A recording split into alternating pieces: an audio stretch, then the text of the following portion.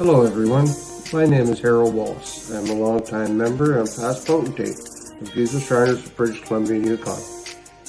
For many years we have worked with Murray Hatfield and Teresa to present the Shriners annual variety show in various communities on Vancouver Island and throughout British Columbia.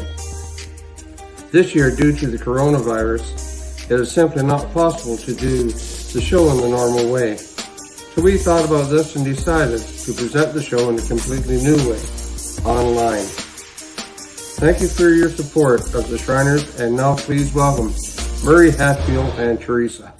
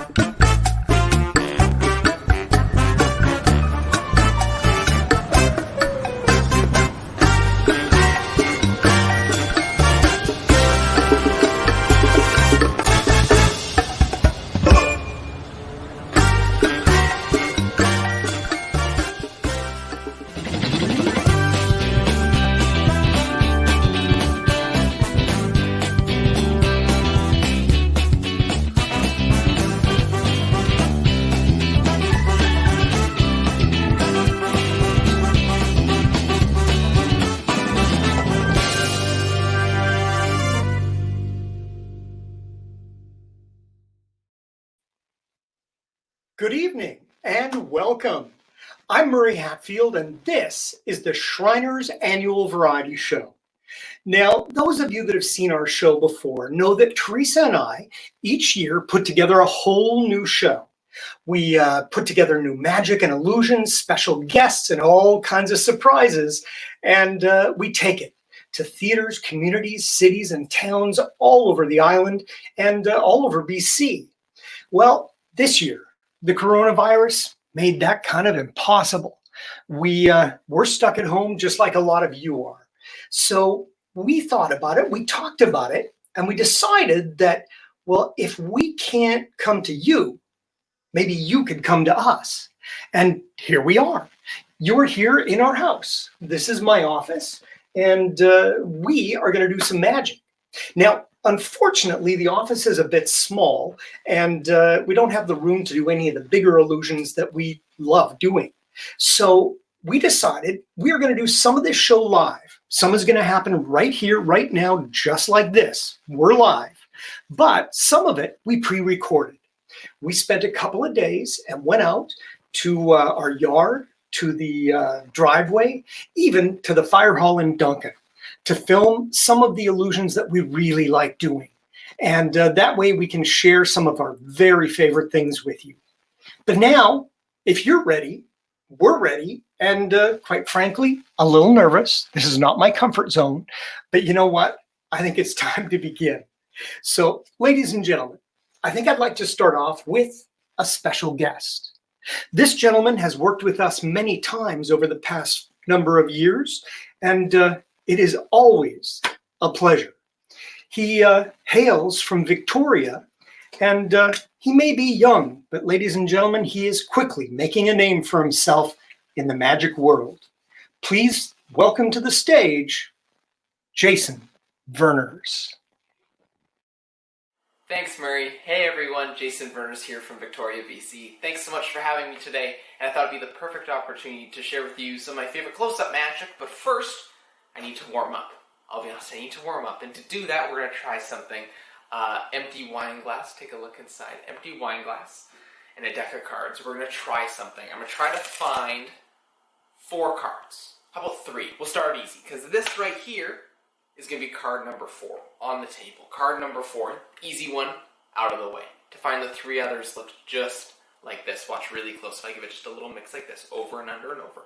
Card number 1 will be the Ace of Diamonds. That's card number 1 into the glass. Card number 1 down, 2 more to go. Watch really close, over and under. That should be card number 2. Card number 2 is the Ace of Clubs. So far, so what? I understand. Card number 2 into the glass. And card number 3, one more time, just like that, like this. I think I got it. Card number 3 should be the Ace of Hearts. I think you guys know where this is going, but this is good. Look, card number 3 inside the glass, and that means that my last card number 4, is the Jack of, it's the Jack of Spades. This doesn't make a lot of sense, but if I could really do magic, it would look just like this. Watch really close into the glass. If I could do magic, that would be, though, not just 1, but that would be all 4 jacks, just like that. Check that out. That's the 1, 2, 3, 4 jacks. That's how I warm up. Kind of strange. Hey, I think we're ready. I want to share with you all one of my favorite pieces of close-up magic, and that uses the same deck of cards and a really fancy shuffle. I'll pull up my sleeves. I know what you're thinking. You're a magician. Do you work out? No. Look at me. Quite small. Agreed. Right. We'll try some deck of cards. We'll take about half. I'm going to shuffle half once, normally, just like this. But and then once more in a really strange way. I want you to watch really close. If I take just a few cards, about this many, if I go some like this, some face down, and some face up. This is the idea. So I'm going to go face down and face up all through the cards, and my goal at the end is to try to fix them. That's the goal of this. So if I go all the way through the cards, some face down, some face up, some face down, some face up, some face down, some face up, all the way through, and if I can fix them in a timely manner, miracle. Looks just like this. Here we go, all the way through. So you have some cards like this, face down and face up. Some cards face up and face down. Face to face, back to back, it's a big mess. Watch really close. The way I fix it's the strangest thing. A snap, does that do anything? I don't know, but it's magic, because watch, face down, the strangest thing. Face down, every single card straightens itself out. Check that out. Look, every single card, every single last card back to normal. But if I could really do magic, it would look just like this. Check this out. Up to the camera. Ace of Clubs. King of Hearts doesn't make a lot of sense unless if I have the Queen of Hearts, the Jack of Hearts, the 10 of Hearts, all the way down. Check that out. To the Ace of Hearts. Look, how about the diamonds? Look, King, Queen, Jack, 10, 9, all the way down to the Ace of Diamonds. How about the Spades? King of Spades, Queen of Spades, all the way down to the big Ace of Spades, and finally the clubs for the big ending. How in the world? I know, but just because we can do that, and you're sitting in my living room with me right now, I feel like we're together. And to illustrate that, I thought I'd share with you one of my favorite pieces of magic using a very special deck of cards.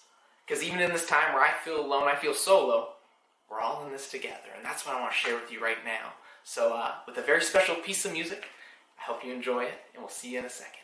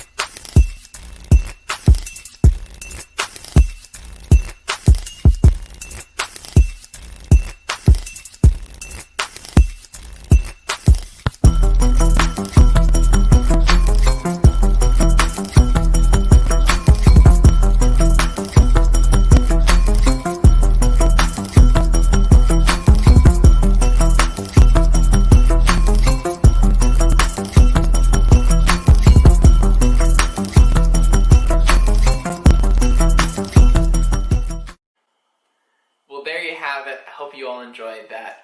I hope you stay well. I hope you stay safe. And thanks again for having me. My name's Jason Verners, and back to you, Murray.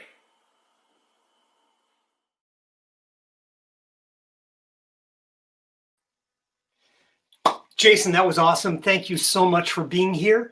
And, I got to tell everyone, a lot of times when I'm doing shows, one of the things that people always ask is, how did it happen? Well, you know something? I'm not supposed to tell you, but if you can keep a secret, I'll teach you a trick. It's a super easy one. It involves a little red handkerchief. All I have to do is take that little red handkerchief and tuck it down inside of my hand. I push it down until it's completely hidden, and watch what happens. You are going to be amazed. First of all, I make some magical gestures, little wave of the hand, snap of the fingers, and a little bit of magic wiffle dust. Sprinkle it on top, and ladies and gentlemen, the handkerchief actually changes into a real, live egg. Okay, it's not that great, but you know what? It's kind of fun, and anyone can do this trick. All you need to do, well, I guess I should tell you, this is not a real live egg. This is a wooden egg. It was laid by a decoy. It's okay. Here's the idea. The egg is hollow. There's a hole in the back, and the handkerchief fits right down inside. As you can see, very easy. But you have to set it up properly. So if you want to try this, here's what you do. You get yourself a handkerchief. Does not have to be red. You also get yourself an egg, a little plastic or wooden egg. You cut a hole in the back large enough to put the handkerchief inside. Now, you do have to hide the egg. There's a couple of ways you can do this. First of all, you can hide the egg in the palm of your hand. Magicians call this hiding the egg in the palm of your hand, or put it in your pocket. Or in my case, I use a little box, and the egg just goes down inside of the box. Now you take the handkerchief that goes inside of the box as well, over top of the egg. You find a friend or a family member, and you explain that you want to show them a trick with the handkerchief. What you don't tell them is that you also have a little egg under the handkerchief. That's how I get the egg out, so that no one sees it. Now, I explain to them that I'm going to push the handkerchief down into my hand. What I really do is I, of course, tuck the handkerchief down inside of the egg. Now, I push it down until it's completely hidden. And then I'm a magician. What do magicians do? Magical gestures. So we make a couple of magical gestures. Wave the hand, snap the fingers, little bit of magic wiffle dust. If you don't have any of that, lint will do. Sprinkle it on top. Show your friends that you've produced the egg. Now, your friends are going to be amazed, whistling, cheering, applauding, possibly throwing money. Possibly not. But you know something? You do have to remember one thing. There's a rule. There's always a rule. Remember that you don't ever show your friends the hole, because if they see that, they're going to know this is a fake egg. That's when you have to use a little bit of magic. Snap of the fingers, and I peel the hole off of the egg and prove the egg is real. Ta-da! Thanks very much. Ladies and gentlemen, that's a little magic that anyone could do. And if you would like to learn some magic, well, I got to tell you a little something. This summer, every week of July and August, I'm actually going to be hosting a magic camp. I have sessions in the morning and the afternoons for kids between the age of 8 and 13 years old. If you want some more information, you can check it out at the end of the show in the credits. It tells you how you can check it out and how you can sign up and register. And hey, every day this summer, I'm going to be working with kids, maximum 8 in any given class. And we are going to see magic and learn magic and do magic and mostly have some fun. So maybe we'll do some magic together. But right now, I want to show you some magic that Teresa and I love doing. A couple of weeks ago, we got contacted by a very good friend of ours. Greg Fruin is a world champion of magic. He has his own theater in Niagara Falls, and he was doing an online show and asked if we would contribute some magic. Well, we went upstairs into the living room and we filmed a piece of magic that, you know something, we like it so much we wanted to share it with you. Now, what the heck is it? I can never remember the name of it. It has a bag or anyway, whatever. It doesn't matter what it's called. Let's show you the magic. Here we go. Hey, Teresa, what's that one where there's a bag and you escape? Bag escape? That's the one. Let's do it. To start with, we need a bag. I have one right here, but this is not any ordinary bag. This is a very large purple bag. Now, it is large enough for a person to be inside, and it was made with a very long piece of material, twice as long as the bag itself. It was folded over and sewn up each side so that there is a seam. It starts at the top, it goes all the way down the side and all the way down to the bottom. Same thing over on the other side. There's a seam all the way down, but there is no seam in the bottom of the bag. So no place to hide any kind of an opening. Now the bottom of the bag goes here into the bottom of this little curtained enclosure. Now, once we get it straightened out, Teresa, if you would, be so kind as to step into the large purple bag, just like that. Now, I said the bag was big. I wasn't kidding. It goes all the way up over Teresa's head, just like that. We're not going to leave her like that for a second. Let's see and make sure you're okay. You all ready to go? Yep. All right, then here's how we do it up. The bag comes over Teresa's head, and I'm going to accordion pleat the two sides, just like that. Now, we gather it all together, and this way, Teresa will be sealed right inside of the bag. To do that, we need this, a leather strap with Velcro on both sides. This is going to wrap around the neck of the bag, just like this.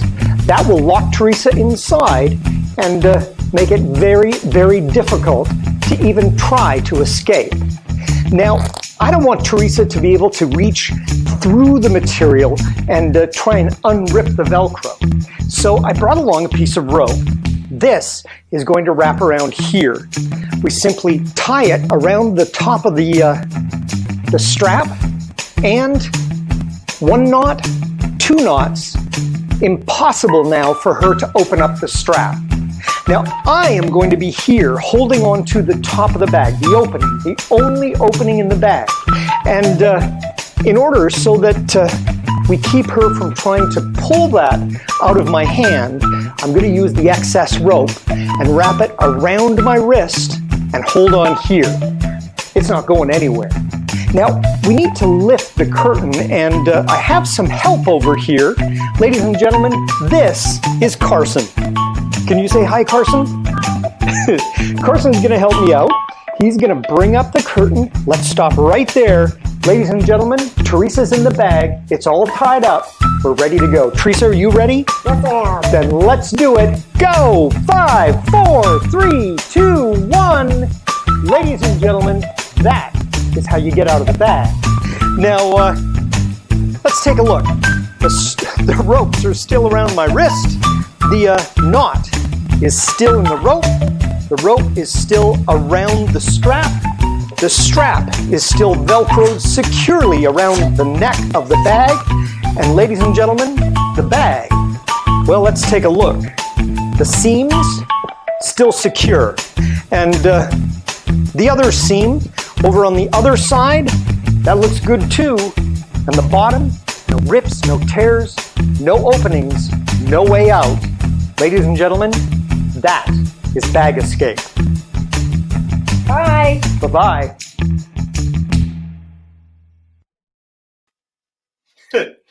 That is truly one of my favorite pieces of magic, and yes, it's called bag escape. You know something? I'm going to show you guys something that you maybe have never seen before. Some of you, anyway. This is, well, this is weird. You know what this is? This is a box. It's a box before it becomes a box. It's a box for playing cards. And what they do is they take this at the factory, they put it through the printing press, they print it, they fold it, they glue it, they get a box. Magicians do it a little differently.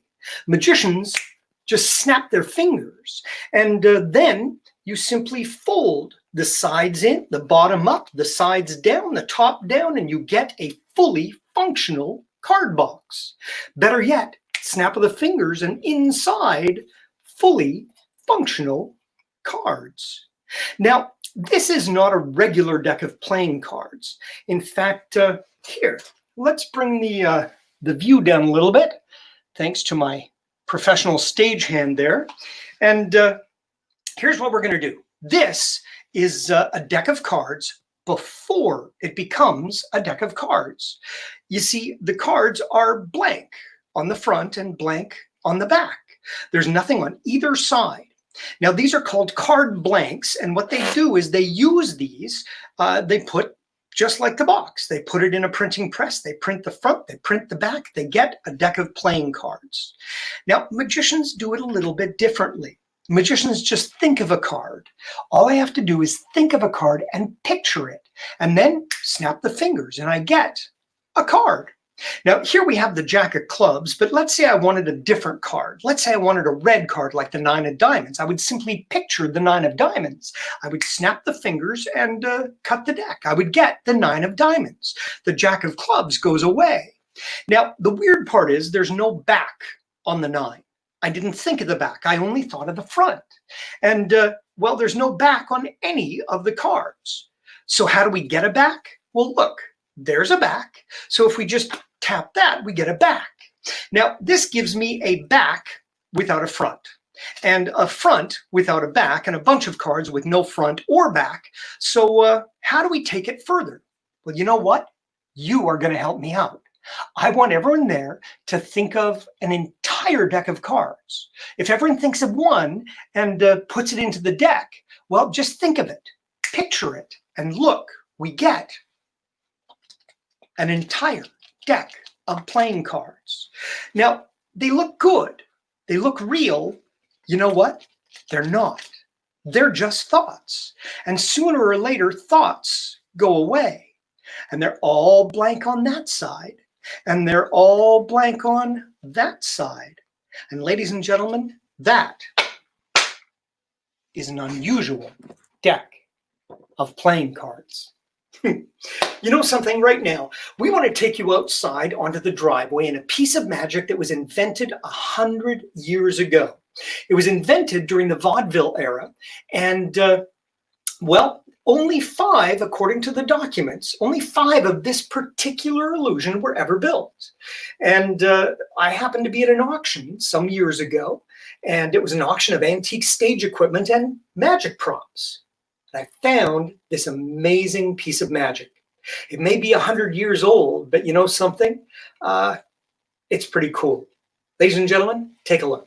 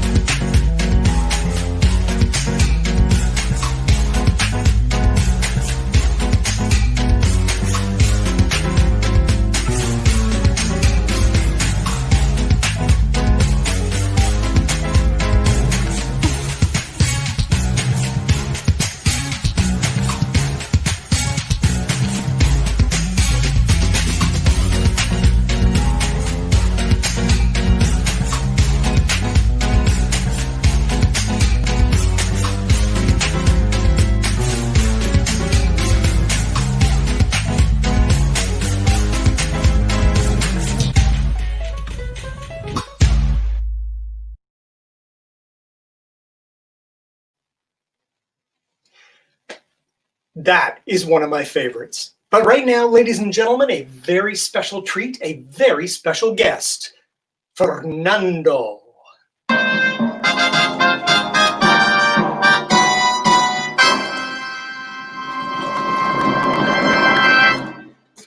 Ladies and gentlemen, it gives me such pleasure to introduce this amazing creature. Please, once again, Fernando.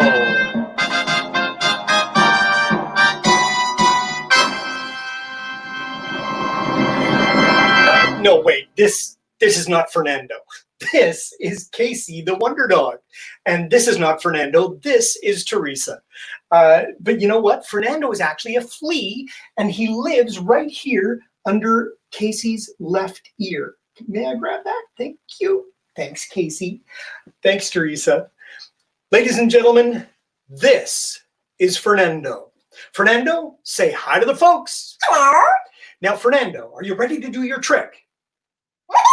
All right, then, ladies and gentlemen, Fernando. Here we go. Okay. All right, careful. Right there. Okay, ready? We're gonna go on. Yeah. Here we go.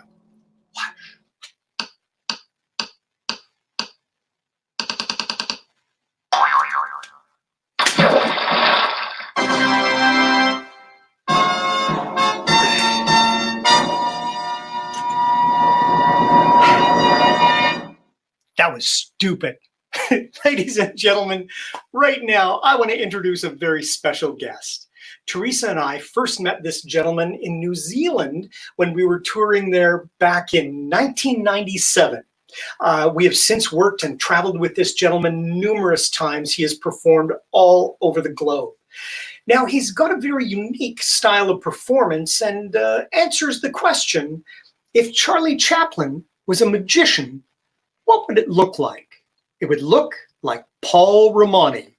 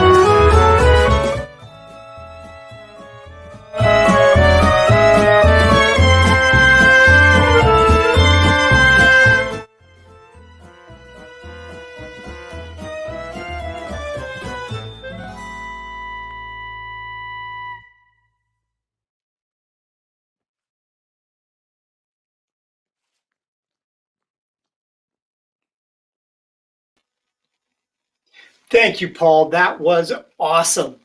Well, ladies and gentlemen, right now I had arranged to have a very special guest here as part of our show tonight. His name is Wally Lee. He is the potentate of the Giza Shriners of BC and Yukon. And unfortunately, we had an issue. At just a couple of minutes to showtime, there was a computer issue, and he was not able to sign in to be a part of this tonight. So instead, I have talked to Ryan, who I should explain. We certainly are not doing this show on our own. And there's a gentleman by the name of Ryan Pilling who has been a good friend for many, many years. He and I both lived in Calgary for many years, but he has now moved to Ottawa, and he is producing the show tonight. He's doing all the technical stuff and making the live stream available to all of you, and doing all of the getting the live feed and the recorded illusions, and basically making it a seamless show. Well, Ryan has agreed to step in and help out with what I'm about to do. So, ladies and gentlemen, I'd like to introduce the producer of the show, Ryan Pilling. Hey, Murray. Hey, Ryan, how you doing? I'm doing all right. I'm just clicking buttons back here. You are doing an amazing job. I have no idea how you did this. I certainly couldn't have done it without you. And thank you for stepping in because Wally couldn't be here tonight. Ryan, I do want to make something clear before we start off. And I can't figure out whether I'm looking at you or looking at the camera here, but I'll look at the camera. Ryan, the thing about this is I'm going to have you help me out with a piece of magic. I want to verify for the people who are watching that I didn't tell you what to say, what to do, anything. I simply asked if you'd be willing to step in. Is that a fair assessment? Would you agree? That's very fair. And I've even got a randomizer if need be. Oh, a randomizer. Excellent. Here's what we're going to do. I'm going to bring this down a little bit because I have a table down here. And on that table, I have some envelopes. Now, here, I'm just going to move this back up. You can tell this is professional show business here, folks. Here's what I have. I have 8 little envelopes. There's 1, 2, 3, 4. Let's keep them in a stack. 5, 6, 7, and 8. 8 different envelopes. Let's make sure they are in the correct order. Now, Ryan, here's what's going to happen. You're going to help me mix up these envelopes. Now, what I should explain before we do that is these envelopes contain a card. Each one has 1 card inside of it. And on that card, there is a single word printed. So here's the idea. If you mix up the envelopes, you also mix up the words. And Ryan, you are going to try and make a sentence using those 8 words, but without knowing what those words are. So here's what's going to happen. Ryan, if you were here, I would have you just shuffle these up. Instead, I'm going to have you tell me how to shuffle them up. Here's the way. If you tell me to deal an envelope, I will deal 1 envelope face down onto the table. But if you tell me to shuffle, I will take the top envelope and put it under the next envelope and deal them both down. So this is a deal. This is a shuffle. Now, let me assure you, this really does mix up all the envelopes. So now we have 1, 3, 2, 4, 6, 5, 8, 7, right? They do actually get a new order. So, Ryan, now it's your turn. Okay. We're going to do this face down so that you don't get influenced by the actual numbers. But just go ahead and tell me deal or shuffle. A shuffle. Ooh, a shuffle right off the bat. Are you sure, yeah. Ryan? Oh, he's a man of conviction. All right. So there's number 1. What's number 2? Shuffle again. Shuffle again. So 2 shuffles in a row. Deal. Deal. And shuffle. A shuffle, and that leaves 1 last deal. Okay, so now let's take a look. You have created a new order. I'm going to do this fairly. We have 4, 2, 3, 1, 7, 8, 5, 6. So, Ryan, before we go any further, would you agree that that was all your choices? You made those decisions. You made them in the moment. No one told you what to say. Absolutely. Yeah. Okay. So, Ryan, as I said, inside of each envelope, there is a single card. Okay. And on the back of each of those cards, there is a word. Ryan, if we are lucky, this sentence might make sense. Luck being the most important word here. So, Ryan, let's take a look. Last two cards, last two words. You had a free choice of how to mix up all these words. Ryan, let's see how you did and if it makes any kind of sense. The first words, thank you. That's a good start. Thank you. It makes sense. It's a really good start if you add for. Thank you for watching the Shriners Variety Show. Thank you for watching the Shriners Variety Show, and thanks, Ryan, for helping out. Thank you, Murray. All right. We'll see you later. Ladies and gentlemen, thank you for watching the Shriners Variety Show. And you know something? We do have one last illusion that I'd like to share with you. You know, it's a pretty crazy time right now. This time, this last couple of months has been a monumental shift for all of us. For many people, it's been a tremendous challenge. Just remember, in the midst of all the tough stuff, remember to dream.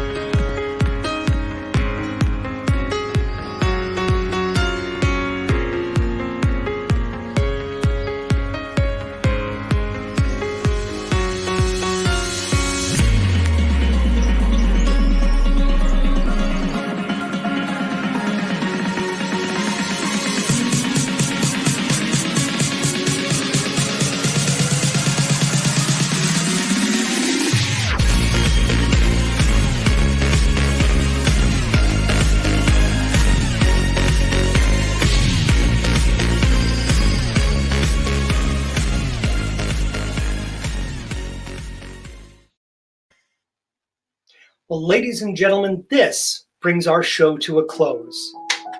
Before we go, I would like to thank the Shriners for allowing us to bring our magic to you in a totally different way. I also would like to thank our special guests, Paul and Jason, for helping us out, helping us to share a little bit of magic with all of you. I'd like to thank Ryan for making this all possible. We absolutely could not have done this without him. And I'd like to thank this beautiful lady right here for helping out with all of the magic, the ideas, the concepts, and basically putting this show together. And last, I want to thank all of you for being here.